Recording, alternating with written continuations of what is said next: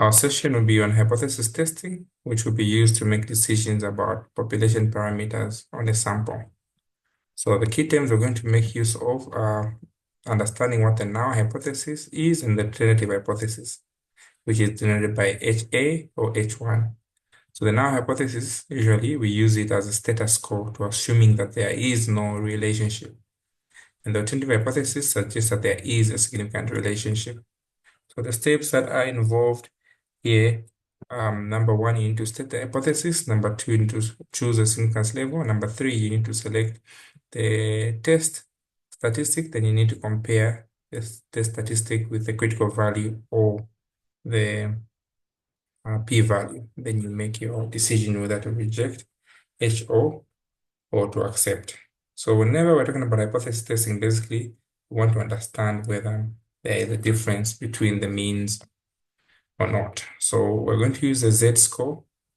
The Z-score is for samples that are more than 30. So we need to memorize some of the most common Z-scores that we have. So we have what we call levels of confidence levels, like 99, 98, 95, 90, and 90. The difference from 100 is what we call the significance level. So what is the significance level for 99? 1%, 2%, 5%, and 10%. And the alpha level is simply when you divide the significance level by 100. So 1 divided by 100 is 0.01, 0.02, 0.05, and what? 0.10. Then our Z for a two-tailed sample, we're going to look at here and to memorize this. This is 2.58.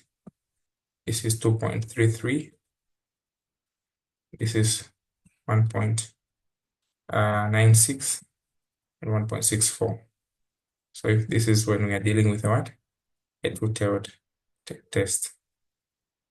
So a two-tailed test looks like this. You're looking at it from both angles. Okay. So this is for a two-tailed test. That's why you see alpha over 2. We're dealing with a single-tailed test. You're looking at the shading from one side, either on the left side or on the right side. This is when you're dealing with a sign greater. Or if you're dealing with a sign lesser, it means you're looking at it from one side of the angle. We call this a single-tailed test. So here our Z figure will be 2.33, 2.05, 1.96, 1.64, 1.28. Although you'll be given these figures, but I'm just giving you so that you understand where we're coming from. So the idea here is very easy. So there are steps that you need to follow. So if you want to test the hypothesis, for instance, you're given our null hypothesis, okay, to measure the mean. Our mean is equal to our mean is equal to 10. Here our mean is not equal to 10. If we've been given our x bar is what? 15.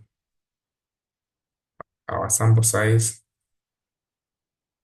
is 36. And our standard deviation is 12. So, part A, we're being asked to calculate. Oh, thank you so much.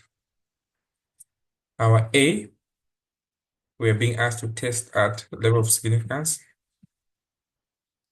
1%.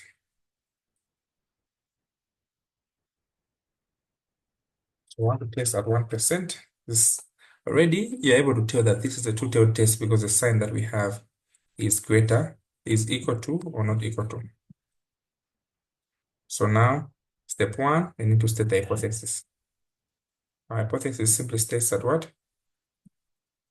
Our mu is equal to 10. Our mu here is not equal to 10.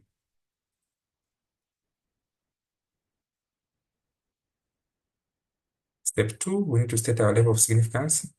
Our level of significance here has been given as what? 1%. So meaning, what is our Z at 1%? By two-thirds, our Z at 1% is 2 point what? 2.58. Okay. And step three, we illustrate our values there. We're going to put the 2.58 on both sides. So here and here, 0.58 on the left side, 0.58 on the right side. So here's on the negative side here. So we're going to say we're going to reject what? HO.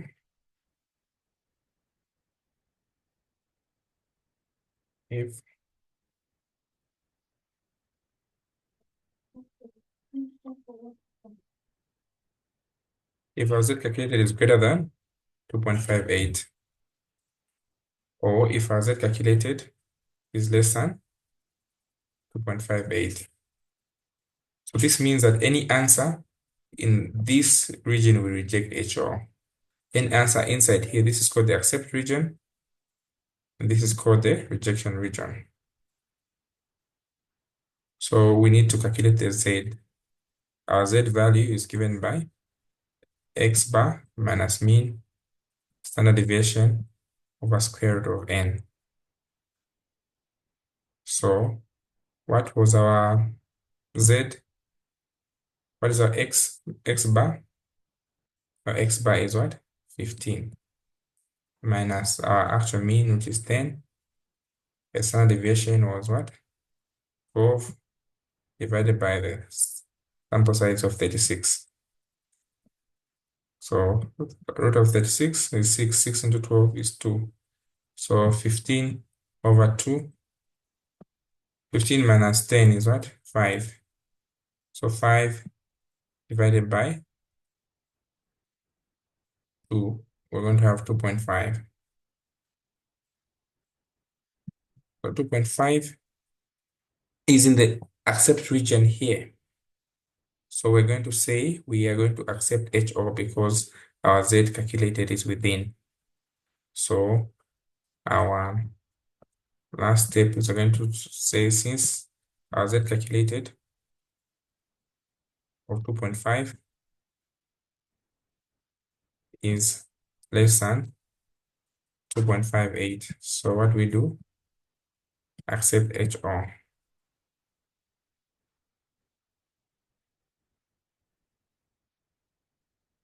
It's within the accept region, so we accept HO.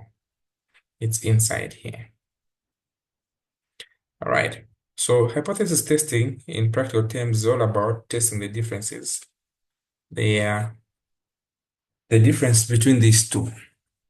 Okay. There's 10 and 15. So if I can create a quick situation, we can say the doctors claim that there are 10 COVID patients that come at a hospital. So when they actually went to those hospitals, the 6 hospitals, of course, we use Z for more than 30 samples. We found that there are actually 15 student clients with a standard deviation of 12. So we want to test whether there's a significant difference between 10 and 15. So step one, you set your hypothesis. Okay, we say actually there are 10 patients. No, they can not be 10.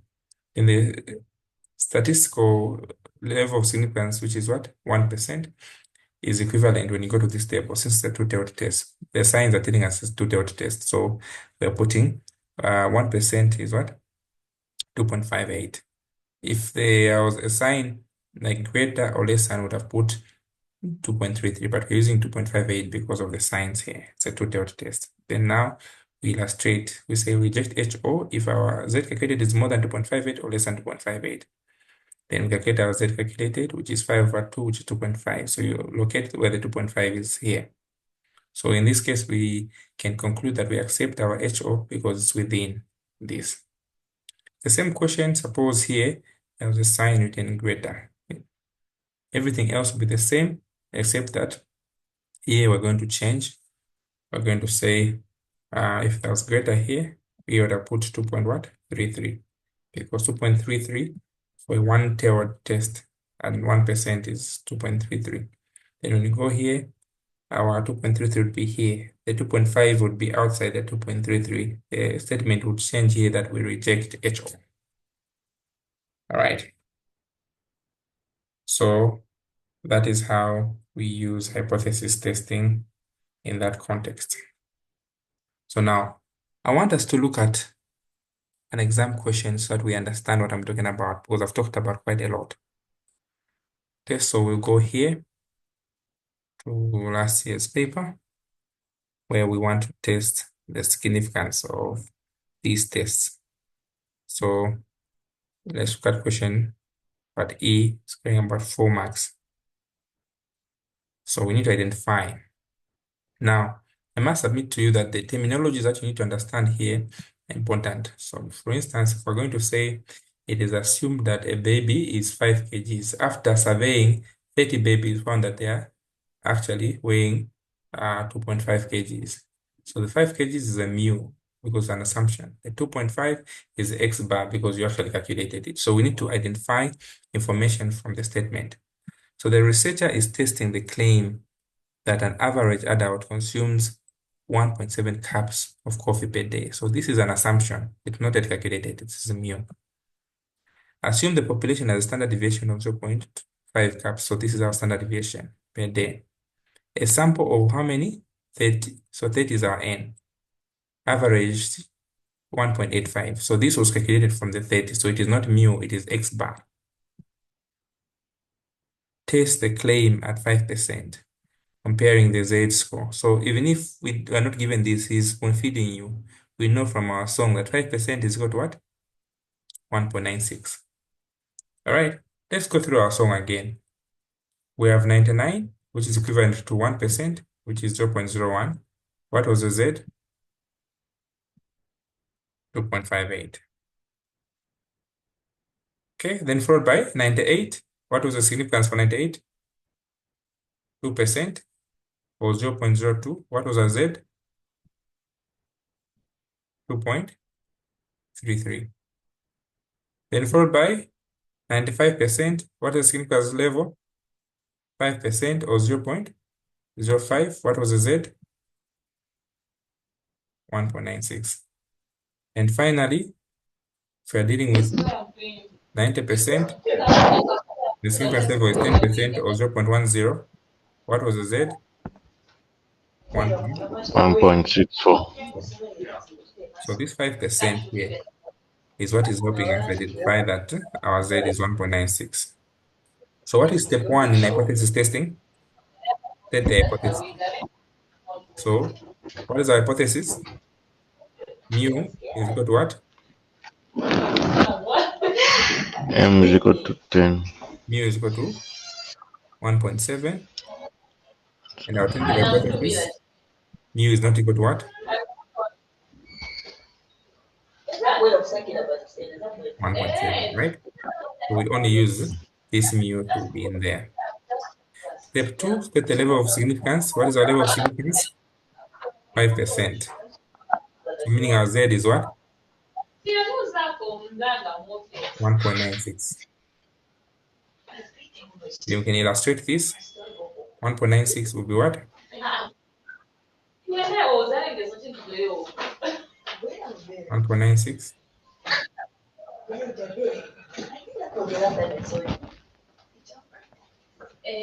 So here, negative 1.96, and here positive 1.96. Positive So we reject if it's more 1.96. than that or it's less than that. Step 3, we calculate the Z. What's the formula for Z? Z calculated is got what? X bar minus mu over what? Standard deviation square root of n. So what is our X bar? 1.85. It's 1.85. What is our mu? 1.7. 1.7. What is our standard deviation? 0.5. And what is our n? That's 30%. Jeez. 30, not 30%, 30. So what are we getting? The final answer?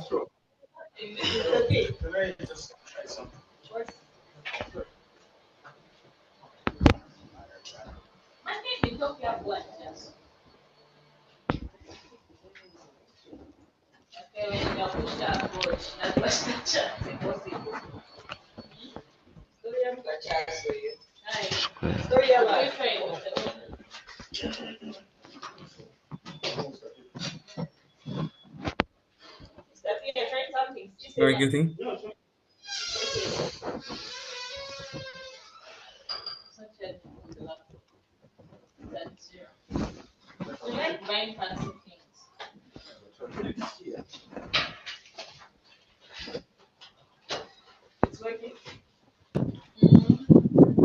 So I'm finding 0.15 over 0.09.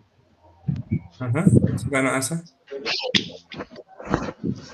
Yes, yeah, 1.85 minus 1.7, it's given as 0.15 0.15. over the 0.5 divided by square root 30 is given as 0.09. So giving us the answer 1.67. 1.67. So where is 1.67? Is it inside the accept region or in the rejection region?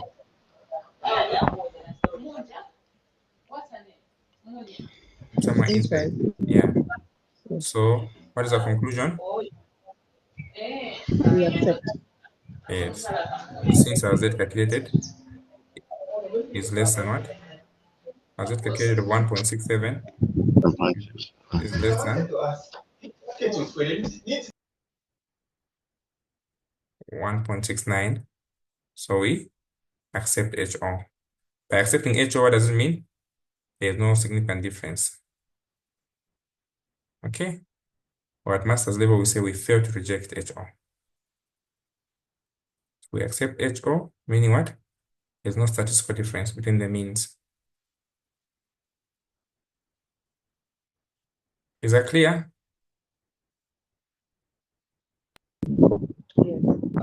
Yes, it is clear. All right. So it also takes us to what we call confidence interval. Confidence interval helps us to calculate the the um it helps us calculate the what? The range within which we are sure. Okay. So what is confidence interval? What is an interval? It's simply a range. So we're going to, under estimation, look at confidence interval. So confidence interval is simply a range within which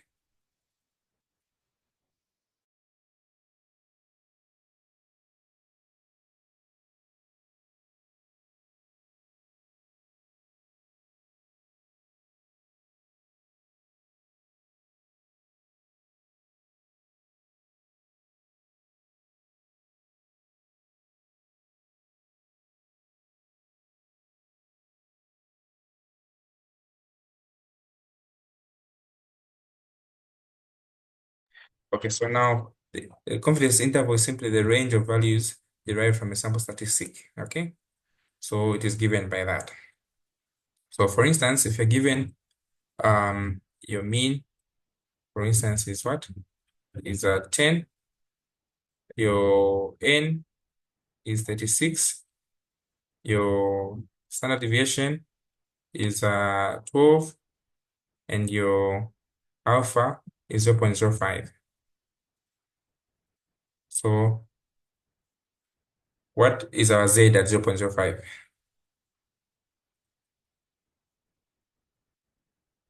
0.05 is the same as 5%. What is our Z? 1.96. So using this formula, what is our confidence interval going to be? 10 plus minus our Z, which is 1.96. And our standard deviation, which is 12 over square root of n, is 36. So this is called the standard error. So in this case, we're going to calculate the standard error. 12 over 6 is 2. And we multiply these two to get the margin of error. A margin of error will be 3.6292. And they started the lower boundary. So 6.98 to 13.92. So the lower bound is 6.98, the upper bound is 13.92. So we are 95% confident that our true mean will lie between 6.98 and 13.92. We comment in terms of the confidence level. So this is 95%. All right. Is that clear?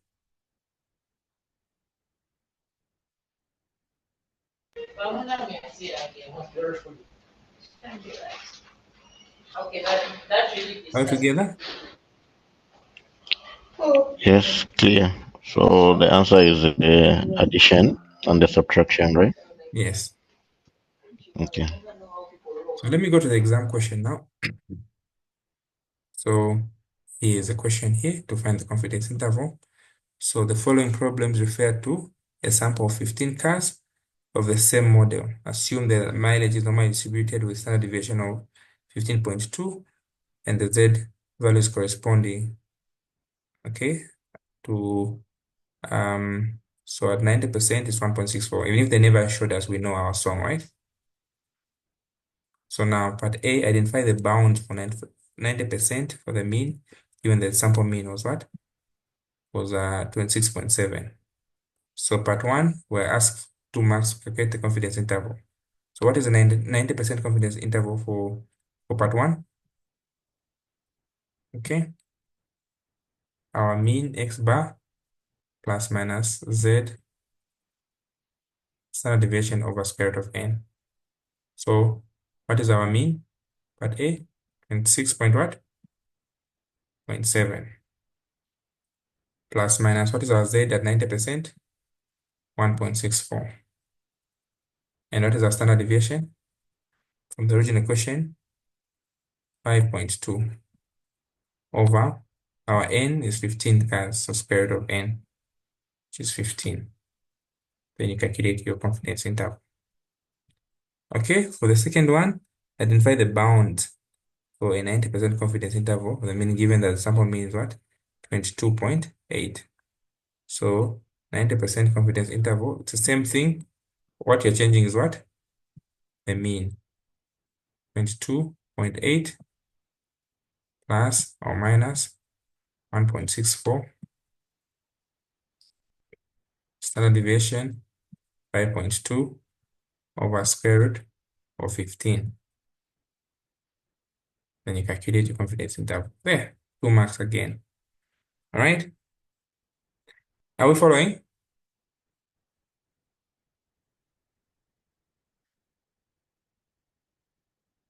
Then the manufacturer of this model claims that the gas mileage of 26 miles per was 26 miles per gallon. Discuss the validity of the claim using the confidence interval. So if here we're going to find 24, 25. I'm just using statistical because of time. And here we found 21, 20, 23. So now they're asking us of a statistical figure of what? 26. Let me just, for the sake of, this is 24,28. So the manufacturer of this particular model claims that the average gas mileage is what? 26 miles. Discuss the validity of this claim using a 90% confidence interval. So they want to see whether this 26 is in between this confidence interval or this confidence interval. So it is significant if it's outside. If it's not outside, it's insignificant. So we can see that here, the 26 will fall in here, the first part. Here, the 26 is outside that interval. So your comment would be that the 26 is captured in here. So it's valid on part one. Here, there's a difference. It's not, the claim is not true. Are we together?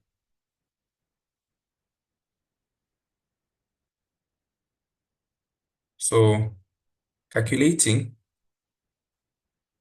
let me go to the pamphlet, calculating the figures here for this part. So they want you to be able to calculate the differences. So the one was giving us this 24 to 28.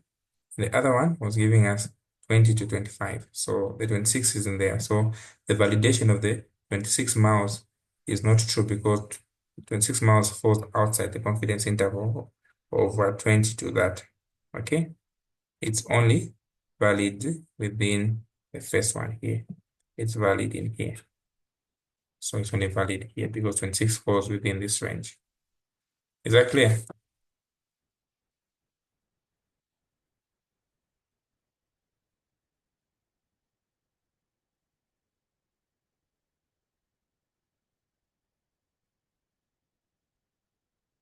Are you following? We're following.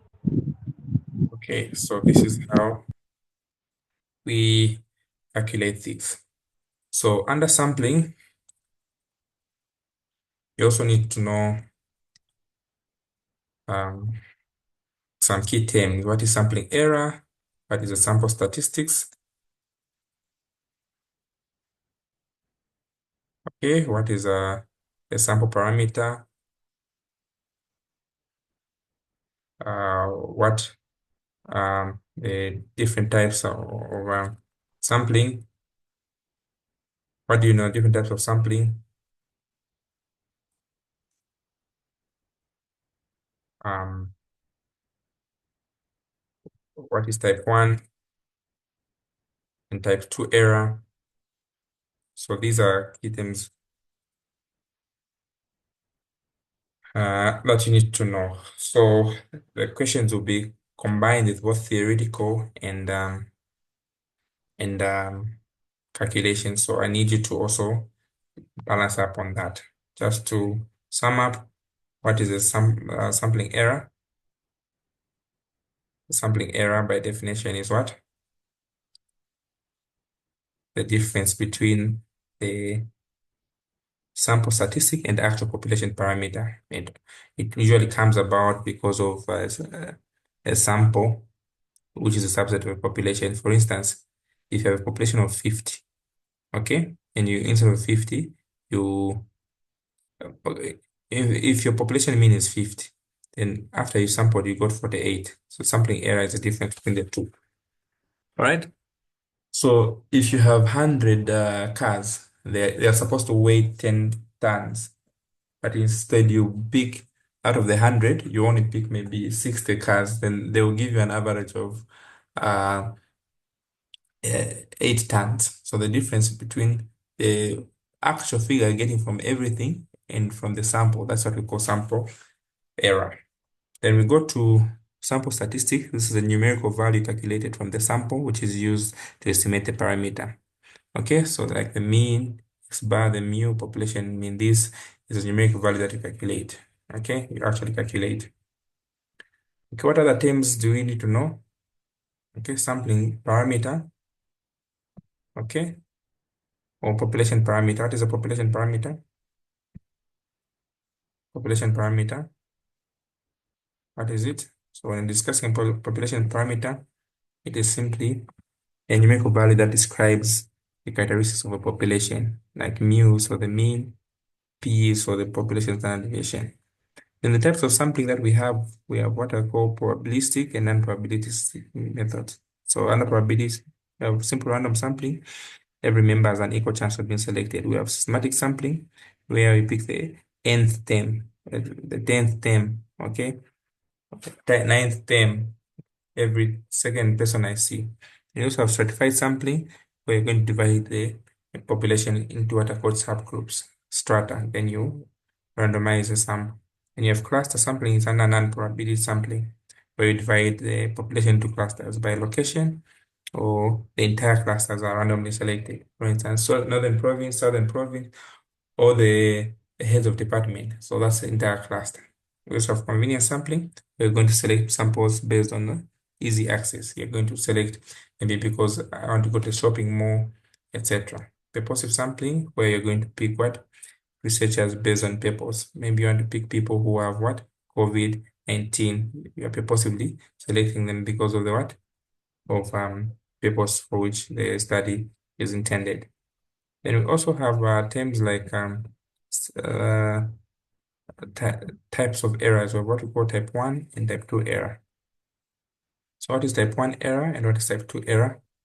Type 1 error is simply the error that you commit when you reject a true null hypothesis.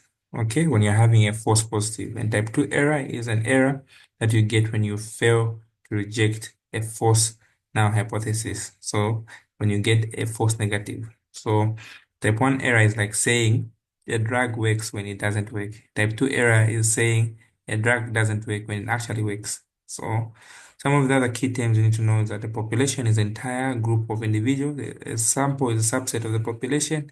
A sampling frame is a list of items from which a sample is drawn. Confidence level is probability that the confidence interval contains a parameter within.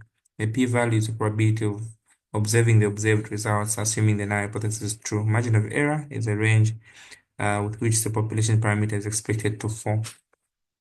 So this is how our topic can be exhausted. So I needed you to understand how to understand hypothesis testing. And I've talked about the two-tailed test and the single-tailed test. Single-tailed test is when you have one tail. So you need to know how to find the Z values. Remember, the Z values are 2.58, 2.33, 1.96, 1.64. For the single-tailed, we have 2.33, 2.05, 1.96, and 1.28. So you need to know the signs that are given. All right?